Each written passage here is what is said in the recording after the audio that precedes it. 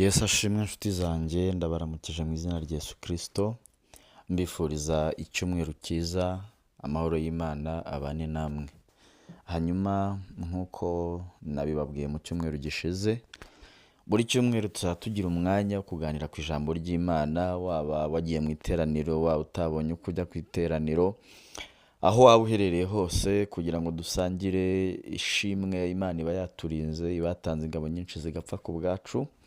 Hari byinshi Imana iba yakoze, ibyo tubonesha amaso n'ibyo tutabonesha amaso, tuba dufite amashimwe menshi mu mutima, ariko by'umwihariko ni ijambo mba ngira ngo turisangire, kubera yuko buriya amahirwe yose Imana iguhaye ujye uyabyaza umusaruro uyikorere. Rero kuba yaraduhaye umuyoboro nk'uyu nguyu tunyuzaho ibihangano, ibiganiro, ni byiza ko ku munsi nk'uyu Abakristo twemera ko ari umunsi wo guterana kwera, tuba dukwiye no gufata umwanya mu byo tunyuza ku miyoboro itandukanye dufite, tukanyuzaho n'ijambo ry'Imana kugira ngo turusheho guhindurira benshi ku gukiranuka.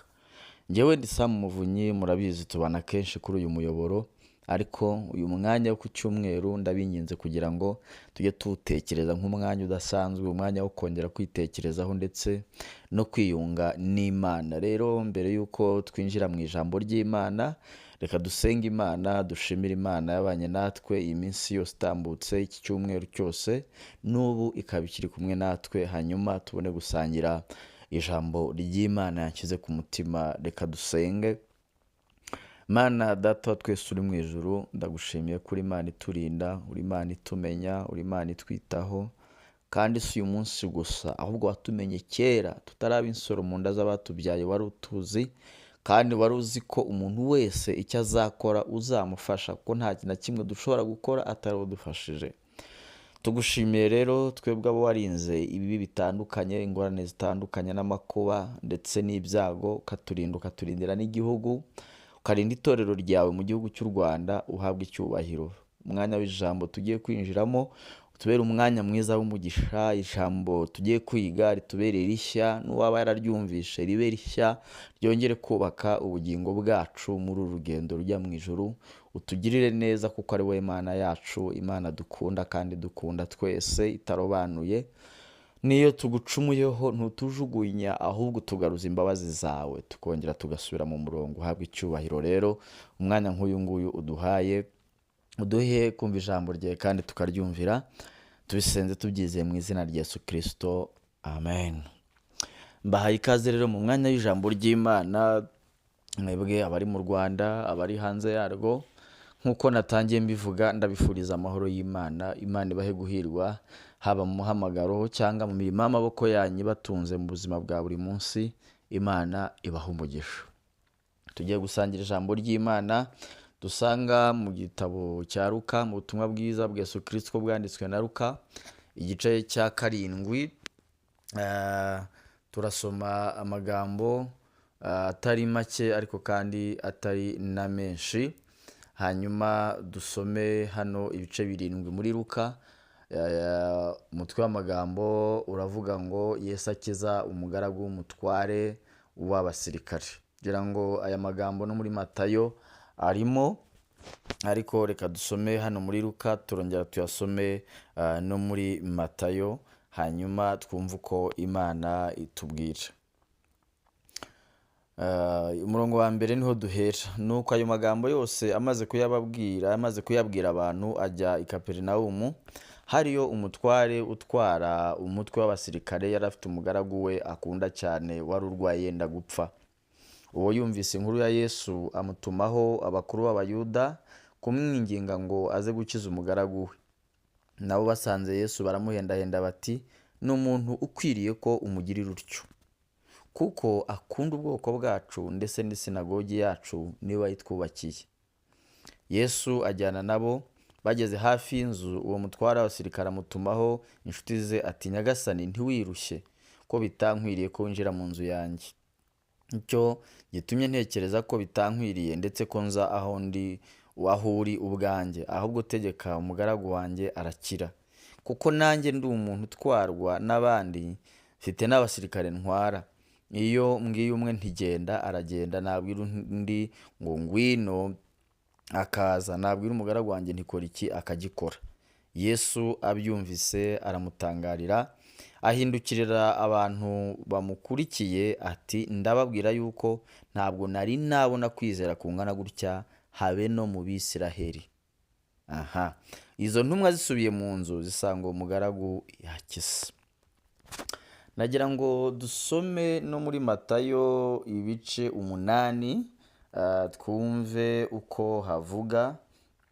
Matayo ibice 8, twumve ko aha hantu havuga duhere ku murongo wa 5.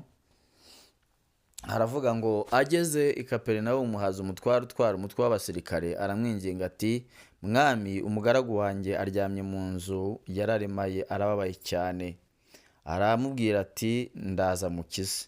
Umutware w'abasirikare aramusubiza ati, mwami, ntibinkwiriye yuko winjira mu nzu yanjye, ahubwo tegeka gusa, umugaragu wanjye arakira. Kuko nanjye ndi umuntu utwarwa n'abandi, mfite abasirikare ntwara. Iyo mbwiye umwe ntigenda aragenda, nabwira undi nti ngwino akaza, nabwira umugaragu wanjye ntikora iki akagikora. Yesu abyumvishe aratangara, abwira abamukurikiye ati, ndababwira ukuri yuko ntabwo nari nabona kwizera kungana gutya habe no mu Bisiraheli. Ndababwira yuko benshi bazaturuka iburasirazuba n'iburengerazuba bakicarana na Aburahamu na Isaka na Yakobo mu bwami bwo mu ijuru. Reka turekere aho ngaho. Aya magambo rero tugiye kuganiraho, ngira nk'uko mwabyumvishe, ni amagambo Imana yashyize ku mutima wanjye ariko ashingiye ku kwizera. Aya magambo nakuyemo intego ivuga ngo gukunda Imana, gukunda umurimo wayo ndetse no kuyizera. Ibintu bitatu tugiye kuganiraho, hanyuma twarangiza tugasenga Imana kuri uyu munsi. Navuze ngo harimo gukunda Imana, gukunda umurimo wayo no kuyizera. Nk'uko twasomye aha ngaha Luka abyandika, ngira ngo wenda abiga iby'amateka na za teoloji barabizi ngo Luka yari dogiteri, n'inyandiko zuba wumva ko zirimo inyurabwenge nyinshi. Iyo usomye hano ku murongo wa 5 handi twasomye ngo Yesu akize umugaragu w'umutware w'abasirikare muri Luka, iyo usomye ku murongo wa 4 n'uwa 5 ngo abantu basanze Yesu baramuhendahenda, baramubwira ngo ni umuntu ukwiriye kumugirira utyo. Icyo ni icyambere, impamvu batanze ngo kuko akunda ubwoko bwacu, ngo ndetse n'isinagogi yacu niwe wayitwubakiye. Ni umuntu ukwiriye kugirirwa neza nawe, ni umuntu ukwiriye kugirirwa neza n'Imana. Ese wowe ukurikira ijambo, iyo abantu bagusengera bakurikije uko uteye, babwira Imana ko ukwiriye kugirirwa ute? Babwira Imana ko ukwiriye gukorerwa iki? Ese iyo bayibwira icyo ngicyo ukwiriye gukorerwa, bayiha iyihe mpamvu? Bayibwira ko ari iyihe mpamvu ukwiye gukorerwa ibyo ngibyo? Bayibwira ko ari iyihe mpamvu ukwiye kugirirwa neza n'Imana? Wowe urwaye wifuza ko abantu bagusengera, wumva ko abantu babwira Imana ko yagukiza kubera iki? Wumva ko abantu bari bubwire Imana ko yakugirira neza kubera iki? Wowe umaze igihe mu ruzerero, wowe wabuze urushako, wowe wabuze urubyaro, wowe ucuruza bikanga, wowe ukora ntibigende, ariko ugashaka ko banagusengera, wumva abantu bagusengera babwira Imana ngo ukwiriye kugirirwa utyo kubera iki? Ukunda Imana, ukunda umurimo wayo, urayizera se? Ndagira ngo ibi bintu tubitekereze tubyumva. Aba bantu baje basanga Yesu, baramubwiye bati, uyu muntu akwiye kugirirwa neza nawe. Ikindi ukwiye kumva hano, ni gute umukoresha, uyu mutware w'ingabo, yabonye umugaragu we ko amerewe nabi kandi akabibona ko akwiriye kugirirwa neza n'Imana? Ese wowe niba ufite umukoresha wawe, ubona ari uwagusabira ku Mana ngo ugirirwa neza nayo bitewe n'uko umukorera, uko umwitwaraho? Ese ubona ari umuntu ugenda akavuga ati, umukozi wanjye ntabwo ameze neza kandi ni uw'umumaro, ni uwubaha Imana, ni ukunda gusenga, ni ukunda umurimo w'Imana, ni uwizera Imana, reka musabire Imana imukize? Umuntu akajya gusengerwa n'umukoresha we, akajya gusaba Yesu Kristo ngo nkiriza umugaragu wanjye arababaye kandi akwiriye kugirirwa neza nawe. Imana iduhe guhishurirwa uburemere bw'iri jambo, kuko Imana yari impaye. Ndumva nifuza yuko Imana iduha imbaraga tugahishurirwa uburemere buri muri ubu butumwa, ko dukwiye gukunda Imana, tugakunda umurimo wayo, ariko kandi tukanayizera. aba ngo bamaze kubwira Yesu ko hari umuntu umerewe nabi, bakamubwira ko akwiriye kugirirwa neza, kandi bagatanga n'impamvu zifatika z'uko uyu muntu akwiye kugirirwa neza. Yesu nawe yafashe icyemezo, aravuga ati kubw'ibi ndajyayo kandi ndamukiza. Imana ishimwe. Dukwiye kuba dufite impamvu n'ingingo zaturengera igihe abantu barimo badusabira imbere ya Yesu. Hari aho bigera ukaba utakibashije kuzamura isengesho, hari aho bigera ukaba utakibashije kwivugira ngo mwami Yesu ngirira utya, ariko wagakwiye kuba muri iyi minsi bikwemereye urimo gukora ibyatuma bazajyana ibyifuzo byawe imbere y'Imana, batanga impamvu zifatika z'uko ukwiriye kugirirwa neza n'Imana. Yesu ngo abwira umusirikare ati ndaza kandi ndamukiza. Ariko ngo umusirikare abyumve kubera kwizera yari afite n'imbaraga yabonaga muri Yesu Kristo, aravuga ati mwami njyewe ndiyizi ntibikwiriye kuza iwanjye, ndiyizi. Arimenya, arirondora, asanga ko bidakwiriye. Wowe umeze ute? Nubwo Kristo azagasanga buri umwe, ariko byari bikwiye ko tunimenya, ukamenya uwo uri we, ukabwira umwami uwo uri we utamuhisha ntacyo umukinga. Aramubwira ngo ntibikwiriye kuza iwanjye, ngo ariko impamvu nubwo ntanabikwiriye mfite indi mpamvu nshingiyeho mvuga ko atari ngombwa kuza. Birashoboka ko ufite indi mirimo myinshi wakora, birashoboka ko ufite abantu bo kubwiriza bagakizwa, birashoboka ko ufite ibimuga byo guhagurutsa mu nzira i Kaperinawumu aho ugenda, birashoboka. Ariko icyo nzi ni kimwe, ni uko wowe ufite imbaraga zitegeka. Aramubwira ati nanjye mfite abo ntwara kandi mfite n'abantwara, atari ko muri ba bandi ntwara nanjye iyo ntegetse, haleluya, iyo ntegetse nkavuga ngo wowe genda, aragenda, ngo niyo mbwiye undi ngo ngwino araza. None nawe mu byo ufite harimo ubutware, harimo ubutegetsi, harimo imbaraga, harimo gukiza indwara. Ohereza marayika ushinzwe gukiza indwara, kuko ndabizi ko ubafite kandi ubategeka. Umwohereze agende asanga umugaragu wanjye arakira.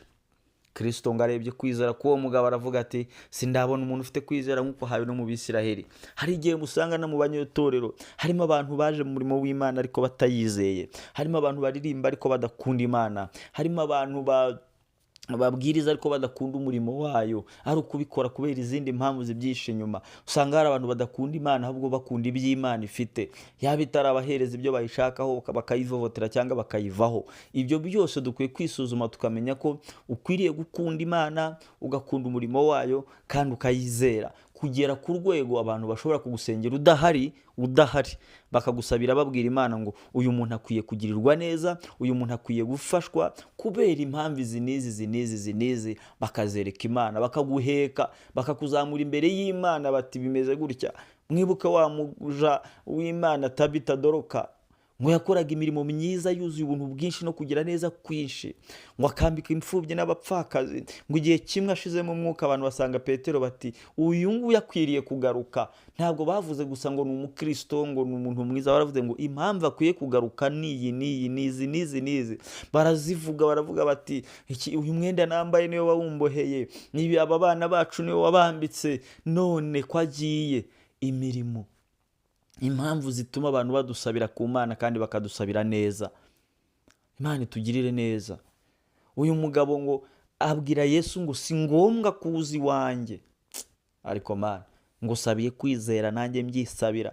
Wowe unkurikiye, wowe wumva ko iri jambo uyu munsi wafashe umwanya wo kuryumva, Imana ikugirire neza, wumve uburemere bwo kugira icyo ukorera Imana n'abantu b'Imana, maze ubwo uzaba utakibashije kwizamurira isengesho, uzaba utakibashije kugira icyo wifasha, bazakuzamure bafite impamvu bayireka Imana kandi impamvu zifatika.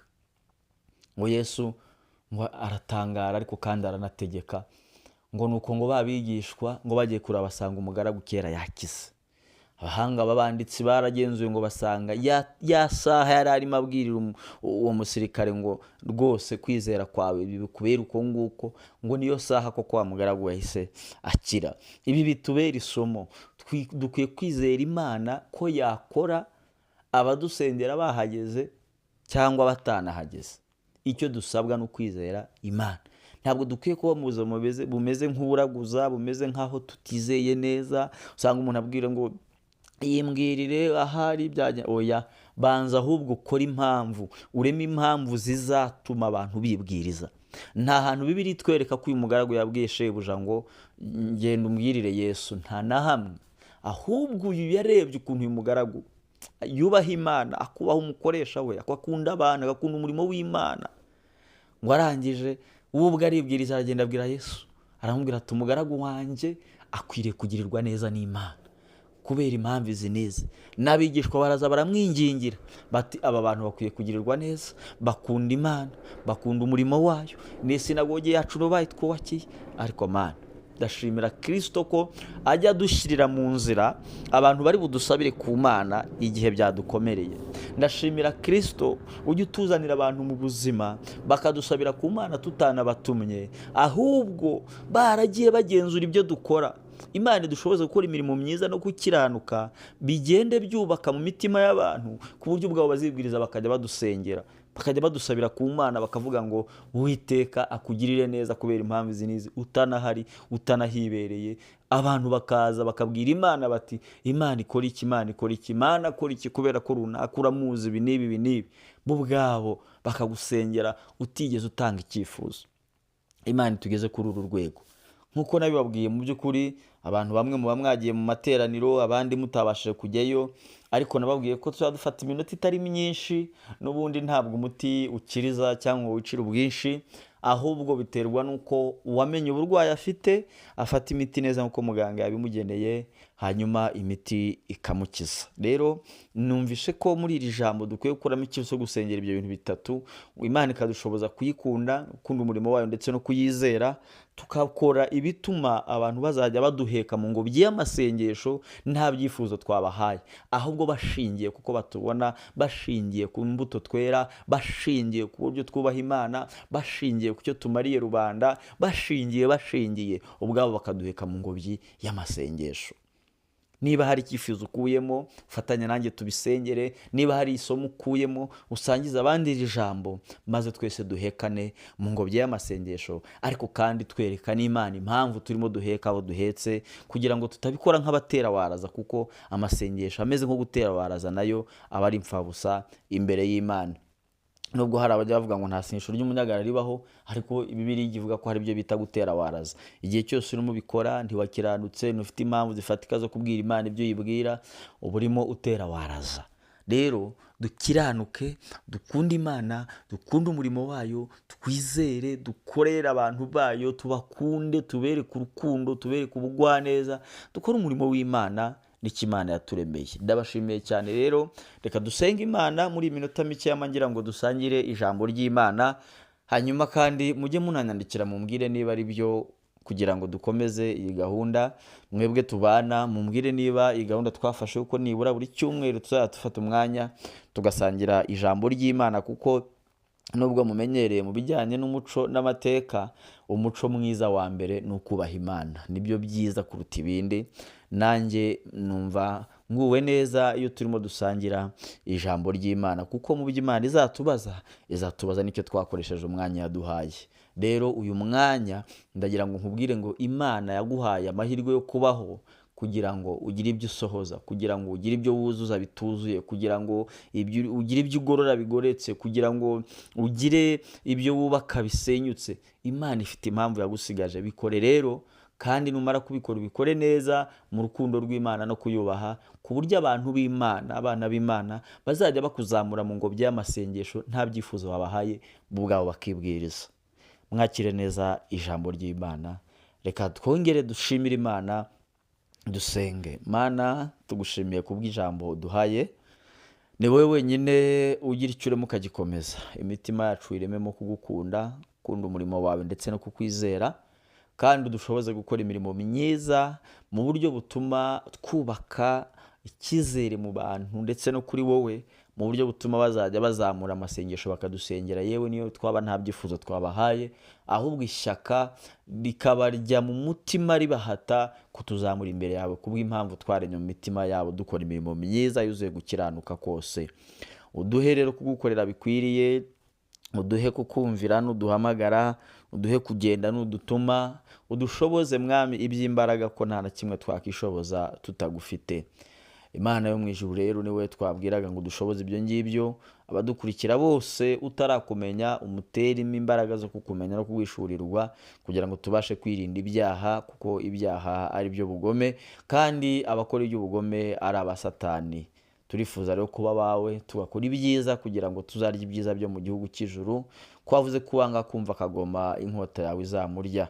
Twe turifuza rero kuzaba abawe tukanezeranwa muri wa munezero w'abera iteka ryose ridashira. Ubane natwe rero iki cyumweru kitubere icy'umugisha, kandi tukuragije icyumweru tugiye gutangira ngo uzaduhire mu mirimo y'amaboko yacu, tugirire neza, tubone ineza yawe yongera ku yo twabonye. Tubishimiye mu izina rya Yesu Kristo, amen, amen. Ndabashimiye cyane, amahoro y'Imana abane namwe. Mugire icyumweru cyiza kandi n'icyejo muzagitangire neza. Murakoze cyane. Njyewe nari Sam Muvunyi, amahoro y'Imana abane namwe, ndabakunda cyane.